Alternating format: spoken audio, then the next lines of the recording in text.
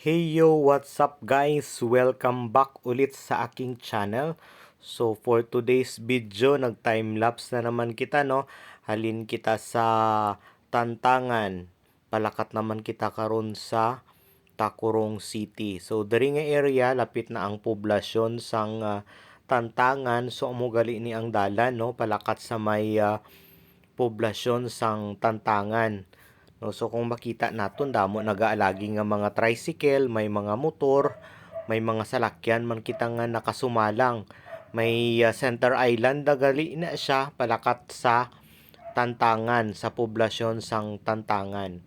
So may mga salakyan nga naga-overtake sa aton. By the way guys, hindi na siya madasig ang aton nga pagpadalaga, naka time lapse lang gid kita. Ang dalaga naton usually ara lang siya sa 40 to 60 kilometers. Pero diri nga part kami ara ng speed limit 50 kilometers per hour lamang ang aton nga pwede nga madalagan no diri nga area. So sa mga naga motorista dara no, tama lang ang aton nga pagpadalagan. So nakalangpas na kita sa Tantangan no, sa aton background may ido pa nga nagatagkol-taghol ano. Diri nga side palapit na kita sa checkpoint, diri lapit sa may Tantangan sa may New Quiapo no. So maagyan naton ang checkpoint dara. And then ari na kita. So parehas ang ginhambal ko, ara lang gyapon sa 60 kilometers per hour ang padalaga naton diri. Makita ninyo medyo dasig kay naka time lapse lang gyapon kita.